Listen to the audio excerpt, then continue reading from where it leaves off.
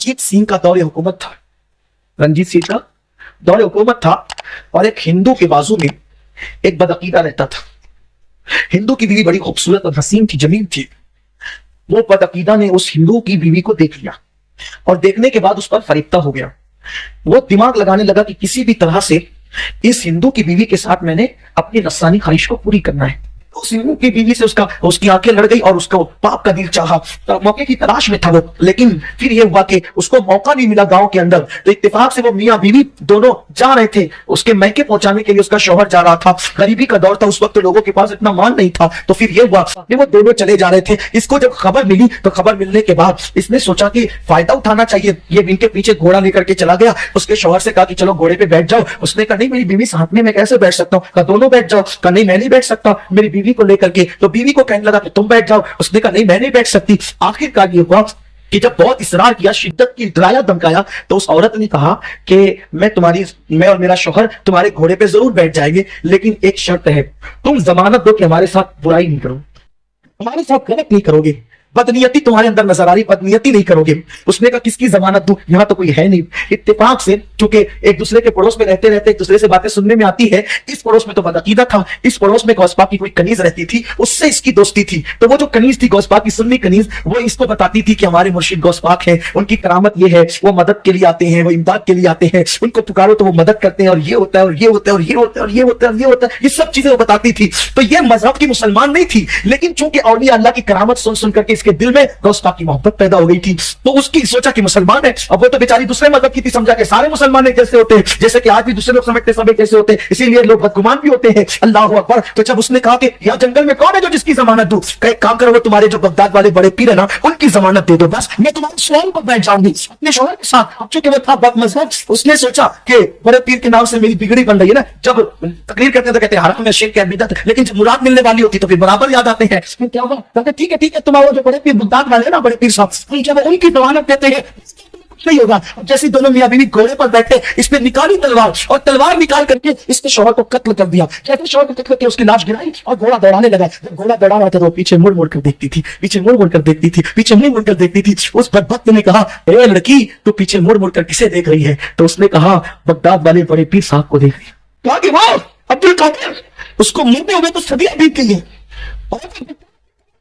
तेरी क्या मदद करेगा, तेरी क्या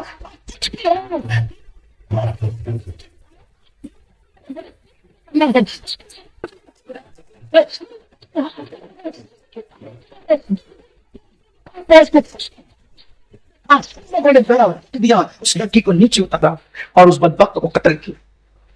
और उसके बाद उसने कहा, बेटी आगे बढ़। उसके शौहर के पास गया, जो सर कटा हुआ था, सर को जोड़ करके कहा, कुम बिस्मिल्लाह। उसका शौहर जिंदा हो गया। वो घोड़ा लेकर के दोनों मियां बीवी जब आए तो रंजीत सिंह के वो कचहरी के अंदर वो मुकदमा उसके रिश्तेदारों ने दायर किया कि ये घोड़ा तो फुला का है, ये मियां बीवी घोड़ा लाए कहां से, हमारा आदमी नहीं नजर आता, इन्होंने कत्ल किया, हमारा आदमी चाहिए हमें। जब कचहरी में मुकदमा आया, मियां बीवी ने कहा, ये तो बात है, लेकिन हमने उसको कत्ल नहीं किया, कत्ल तो किसी और ने किया ना, ये बात कैसे मान लेंगे? तो कहा कि अपने गांव में जो गुल मोहम्मद मजजूब है ना, मजजूब, वो जो दो बुरका पोश आए थे, उनमें से एक आवाज उसकी लगती थी, उस मजजूब की। उस मजजूब को पकड़ के लाओ, वो शायद बात करे। तो हजरत गुल मोहम्मद मजजूब को जब पकड़ के लाया गया तो उन्होंने पूरा वाकया बयान फरमाया। कहा कि एक तो गौसपाक थे और एक तो मैं था। बिस्मिल्लाहिर्रहमानिर्रहीम, अस्सलाम वालेकुम वरहमतुल्लाहि वबरकातुहू। सामीन मोहतरम, क्लिप आपने सुना, ये क्या बकवास कर रहा है, लानतुल्लाहि अलल काज़िबीन। आप देखें कि किसी बंदे को जिंदा कर देना या किसी मुर्दे को जिंदा कर देना, ये सिवाय अल्लाह के और कोई नहीं कर सकता, क्योंकि इन्नल्लाह अला कुल्ली शैइन कदीर। या सिर्फ हजरत ईसा अलैहिस्सलाम को ये मौजज़ा अता किया गया कि वो कहते थे कुम बिइज़्निल्लाह, और मुर्दा जिंदा हो जाता था। इन्होंने तो हद ही पार कर दी। मैं पहले भी कितनी बारी क्या, शर्म इन्होंने आंदी नहीं, झूठे इल्जाम इनको जिन्हें मर्जी लगा लो, पूछने वाला ही कोई नहीं। इसलिए मेरे मोअज़्ज़िज़ सामीन, जब बनी इसराइल के अंदर एक शख्स कत्ल हुआ, कुरान करीम में वाक़या आता है सूरत बकरा में। बकरा का माना भी गाय है। तो मूसा अलैहिस्सलाम से इन लोगों ने मुतालबा किया कि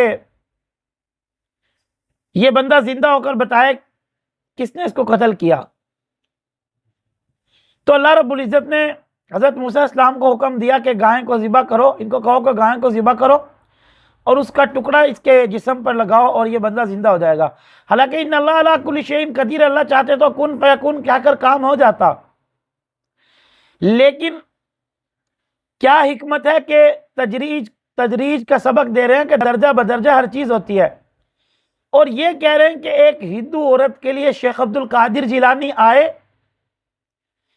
और उन्होंने जो है दूसरे बंदे को कत्ल कर दिया, मुसलमान को। और इसके काम देखो, अकल चेक करो यदि उन्होंने कह रहे बदअकीदा थे, तेरा अकीदा केड़ा दुरुस्त है। थे शेख अब्दुल कादिर जिलानी आते हैं जी, उस बंदे को कत्ल कर देते हैं और हिंदू, उसके औरत का जो शोहर था वो हिंदू था, उसको जिंदा कर देते हैं। वाह भाई वाह, कितना बड़ा इल्जाम लगा रहा है ये वही बात है क़यामत के दिन शेख अब्दुल कादिर जिलानी रहमहुल्लाह भी इन्हें कहेंगे, जो तुम घड़ते थे उससे आज मैं वरा हूं। अल्लाह मेरा हिसाब मुझसे लेना, इनका हिसाब इनसे, क्योंकि ये मुझ पर जितने इल्जाम लगाते थे इसमें कोई हकीकत नहीं है। जैसा कि मैंने कई बार अर्ज किया, गल्ला अन्हुम मा कानू यफ्तरून, जो ये झूठ गढ़ रहे हैं वो भी इनसे क़यामत के दिन आजिज़ी का इजहार कर देंगे कि हम इससे मावरा हैं, हमने इनको नहीं कहा था ये करो, ये फिर भी कर रहे हैं।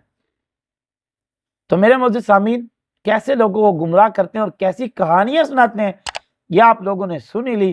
अल्लाह रब्बुल इज़्ज़त हमें सही दीन पर चलने की तौफीक अता फरमाए। व आखिरु दावाना अनिल हम्दुलिल्लाहि रब्बिल आलमीन।